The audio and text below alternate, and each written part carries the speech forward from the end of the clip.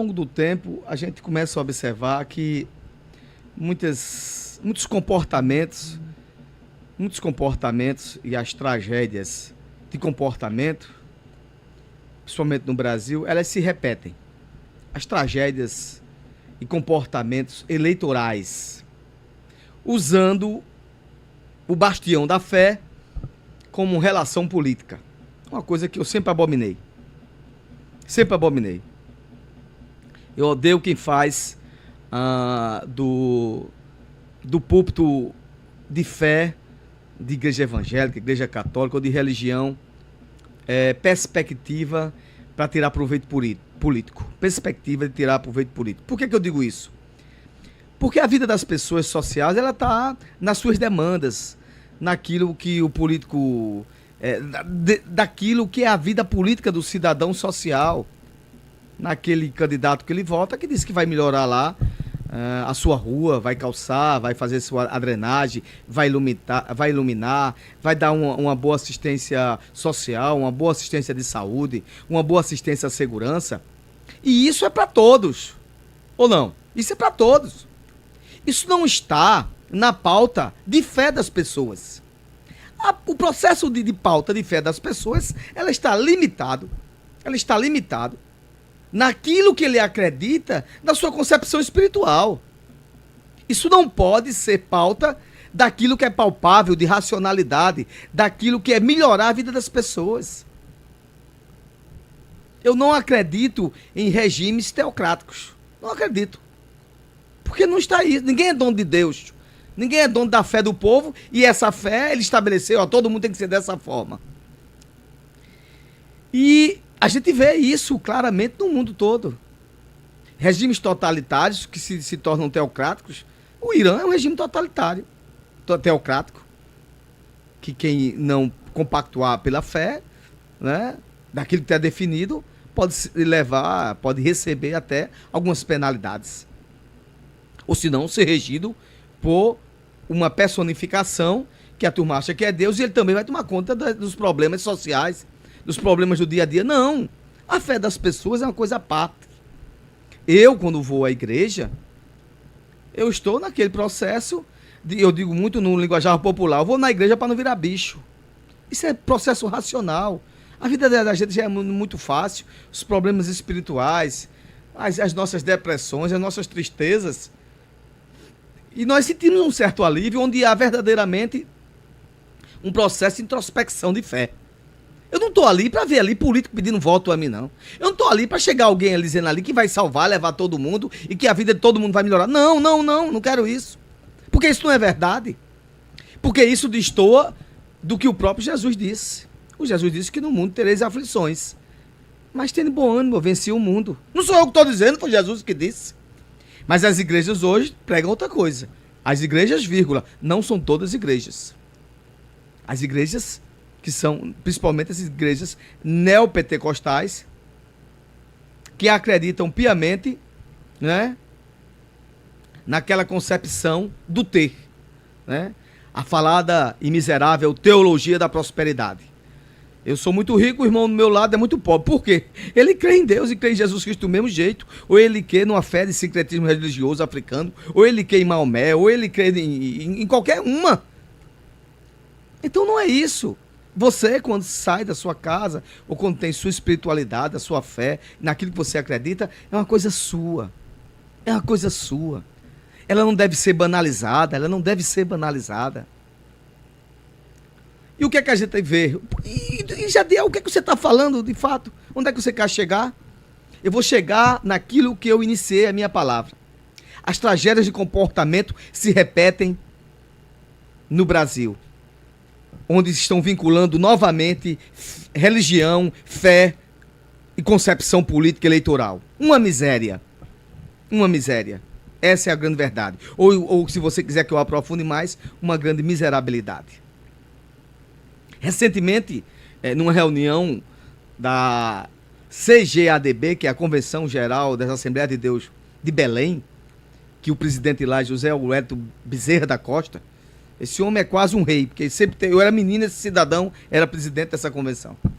Levou lá o filho do Bolsonaro, pré-candidato a presidente da República. E fez uma oração lá, né? E pediu a Deus para que ele fosse o presidente da República. Olha, gente, primeiramente, se a gente for dentro de um escopo legal, essa situação, ela já é ilegal, porque ela é vedada pela Lei 9504 de 1997, que é a lei eleitoral. Isso é uma violação à laicidade do povo. O Estado é laico, a laicidade do Estado. Porque tem irmãos ali que não podem compactuar com aquilo que ele está falando, mas está sendo pressionado a fazer isso. E depois vão dizer que até é pecado. Olha, se votar no outro candidato é pecado. Pecado é o que vocês estão fazendo.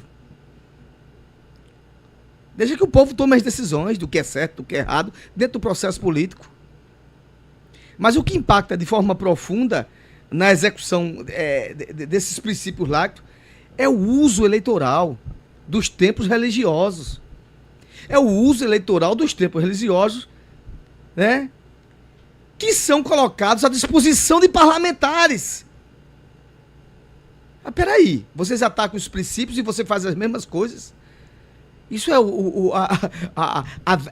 isso nos retrata a uma concepção de revolta na história dos relatos do Evangelho, quando Jesus chegou no templo. Um bocado de gente lá, fazendo do templo lá um verdadeiro comércio. E ele dizia assim: vocês, fariseus, doutores da lei, nem adoram nem deixam o povo adorar verdadeiramente. É isso que está acontecendo. Eu repito, não são todas as matrizes religiosas que fazem isso, não. Não são todas as igrejas católicas que fazem isso, não. Não são todas as igrejas evangélicas que fazem isso, não. Tem padres, pastores, que levam sim o evangelho do Senhor Jesus a sério e separam as coisas. O irmão que está lá, aquele fiel da fé, ele exerce o seu poder de cidadão naquilo que ele acha que é melhor. Ele não traz isso para a sua fé espiritual. Esses sim. Esses representam, de alguma forma, os evangelhos de Cristo.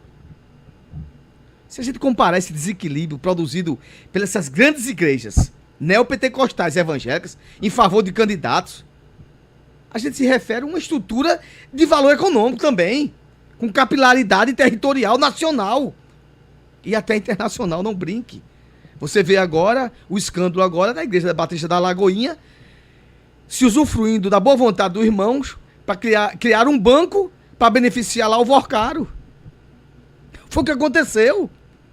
Se desvirtuou totalmente. Não representa mais o Evangelho de Cristo. O nome disso se chama abuso do poder religioso. Não é outra coisa, você pode até não gostar do que eu estou dizendo, mas isso se refere a abuso do poder religioso. E quando eu estou falando foi um candidato, um pré-candidato X, se o outro também fosse, se fosse o presidente Lula, qualquer um, eu odeio, eu acho abominável, como quando os políticos mal vão numa igreja, não vão numa igreja nem para rezar por eles mesmo, quando chega no período, o evangélico está lá, recebendo bênção. Você não é. Agora, se você faz parte daquela família evangélica, se você faz parte daquela família católica, se você já exerce atividades lá, tem problema nenhum não. Mas tu tá indo lá por conveniência. Se brincar, tu é ateu. Mas tá lá, porque peraí, ó, vamos ali porque o pastor ali vai abençoar e vai dar tudo certo. Vamos ali porque o padre vai abençoar, vai tudo certo. Vamos ali porque o pai de santo vai abençoar e vai dar tudo certo. Não! Deixa que o povo escolha sua fé e sua religião e caminhe sua vida. Agora, cuide do que é verdadeiro. Vocês querem ser candidato? Mostre por que vocês querem ser candidatos. Qual é a pauta de vocês para melhorar a vida das pessoas? E começa essa tragédia novamente, esse ano novamente, ano eleitoral, de certos cidadãos estar se aproveitando do processo. Isso é abominável. Mas apesar... E outra coisa, e quando a gente fala disso, que apesar disso tudo, os púlpitos de algumas igrejas evangélicas, e aí com muito mais intensidade, porque eu não vejo isso na igreja católica, eu não vejo o padre levando nenhum candidato lá para apresentar, eu não vejo isso na igreja católica, e a gente tem que ser muito verdadeiro, doe em quem doer. Eu não vejo isso, não vejo. Os problemas da igreja católica eu sei que tem, todas as igrejas, todas as fés têm seus problemas, mas pelo menos lá tem um processo de ética. O padre pode até gostar de um candidato, mas não vejo um padre levando, olha, isso aqui é meu deputado, olha, isso aqui é meu presidente. Não, vamos aqui apresentar ele.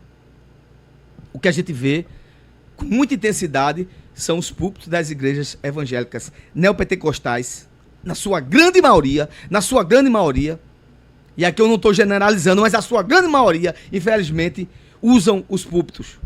Os púlpitos ficam sendo transformados em palanque para pastor, em cabo eleitoral. Os pastores viram cabo eleitorais, esquece da palavra de Deus. Fazendo das muitas. E faz das igrejas currais eleitorais. Olha, aquela igreja está fechada com o Sicano. Aquela igreja está fechada. Meu irmão, você fecha questão com Jesus Cristo. A igreja foi feita para isso. Não, a gente está aqui, meu irmão. Nosso grande candidato é Jesus Cristo. Porque ele já nos escolheu e a gente já escolheu ele. Eu acho que é assim, ou não? Ou eu estou falando alguma coisa errada? A Bíblia não fala assim, não? Eu acho que é. Mas o que a gente vê é o contrário. É currais eleitorais. Igrejas neopentecostais, na sua grande intensidade, na sua grande maioria, virando currais eleitorais. A realização disso, gente, dessa instituição, isso configura, sem dúvida, doação de relação de dinheiro. Né? Você pega o microfone, né? Pega ali uma parte da Bíblia, isola ali, aquele texto não tem contexto, não tem fundamento, dá publicidade, mas lamentavelmente é isso que está acontecendo. E continua do mesmo jeito, da mesma forma. Né? Da mesma forma. É o falado voto pressionado de cajado. É dessa forma, o cajado está lá batendo na cabeça das pessoas. Na verdade, infelizmente, o que a gente está falando aqui é de uma concepção deturpada da liberdade religiosa. Que ainda pode custar muito caro ao Brasil.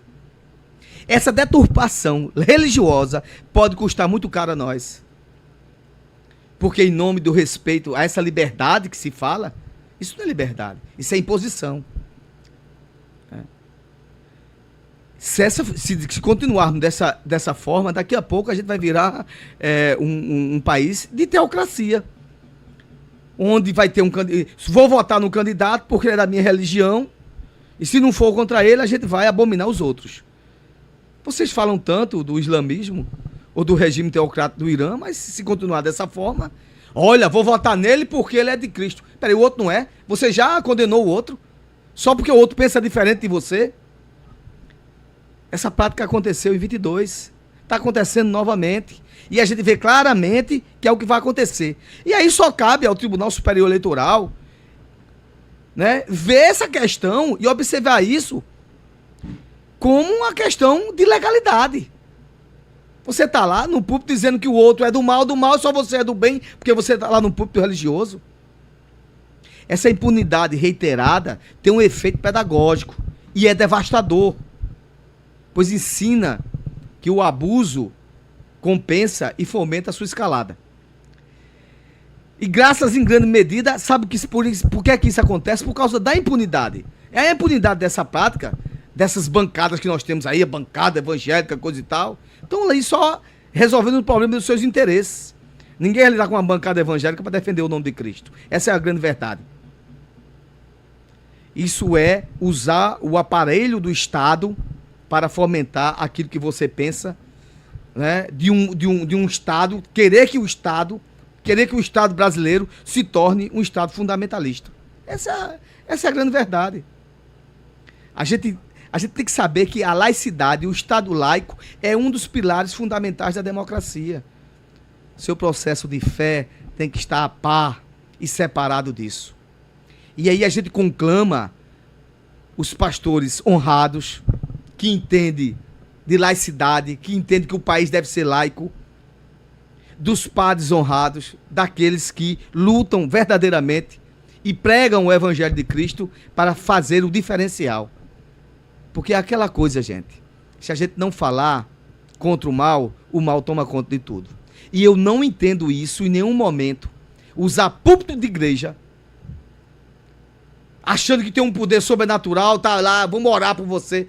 Isso, Jesus está muito longe disso. Deus está de costas a vocês. Sabe por que eu digo isso com muita convicção? Porque está na Bíblia. Se vocês creem a Bíblia, vejam isso. Jesus já tinha dito, olha, bicho, dá a César o que é de César. Meu reino é outro.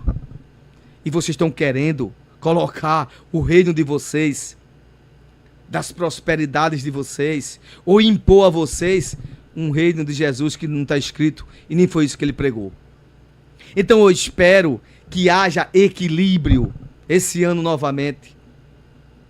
Estou falando, e para que novamente não haja, eu espero que esse ano haja equilíbrio e que se fomente e separe o joio do trigo, para as decisões políticas suas, independente de esquerda, de direita, de centro, não estejam lastreadas nem pautadas através de igrejas que defendem isso e fazem da sua igreja um curral eleitoral. Para que não leve o rebanho a se enganar novamente. Para que não leve o rebanho a tomar decisões, porque as igrejas viraram palco políticos. Você não vai à igreja para ver, você não vai a uma igreja, eu tenho certeza, qualquer cidadão não vai a uma igreja para ver discurso, nem debate político, nem tampouco discurso político ou comício. Não.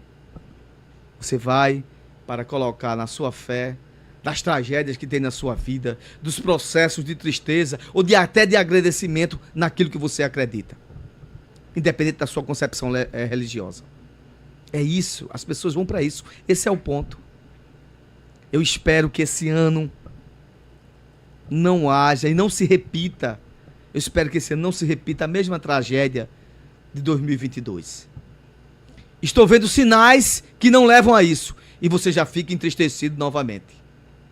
Mas a gente aqui pede que nós sabemos que tem pastores honrados, homens verdadeiramente de Deus, padres honrados verdadeiramente que pregam a palavra e pregam o evangelho de Cristo, e também de outras matrizes religiosas que também devem honrar a sua matriz religiosa e separar que concepção de cidadania social faz parte de um processo político e faz parte do poder do Estado. Não tentem introspectar isso ou introduzir isso também dentro do processo da sua fé e naquilo que você acredita. Isso é muito perigoso. Isso é muito perigoso. Porque termina num estado de vida de fundamentalismo religioso. Nenhum fundamentalismo religioso ele é bom para a sociedade. Porque ele impõe o que é que você deve acreditar. E isso não é liberdade. E isso nunca será liberdade.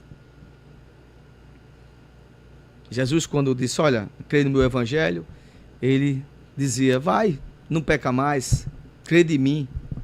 Ele não dizia, olha, vai crer em mim, senão eu vou mandar te matar, eu vou te jogar aqui uma maldição sobre ti. Pelo contrário, a pregação de Jesus, ela era totalmente aguçada e despertava interesse porque ele falava no amor.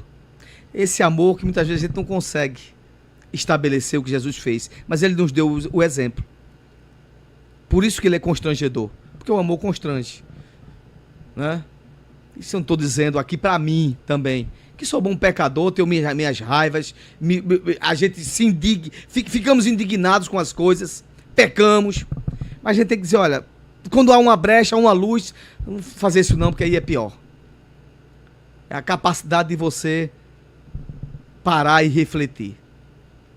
Por violência ninguém vai chegar a nada. E muitas vezes a gente até vai por esse caminho, e é o caminho perverso, é o caminho onde você mais sofre. É difícil? Ah, não tenha sombra de dúvida. Se fosse fácil, ninguém falava. Não é por imposição a partir de candidatos que a gente vai melhorar como vida e como pessoas. Não são candidatos e não são presidentes, governadores, prefeitos, vereadores que vai mudar a tua vida dentro da sua concepção, não. Não é porque ele está dizendo que acredita em Jesus, todos acreditaram em Jesus, e a própria Bíblia diz que no grande dia, Jesus vai dizer, eu não te conheço. Jesus vai dizer, eu não te conheço. Tu falava de mim, mas não sei quem é tu, porque tuas práticas eram abomináveis. Escuta o que eu estou dizendo a você. Essas práticas são abomináveis. E eu digo sem nenhum medo de errar. Essas práticas de usar púlpito de igreja como curral eleitoral são práticas abomináveis. E no grande dia, Jesus vai dizer àquele pastor ou àquele líder espiritual que fez isso, eu não te conheço.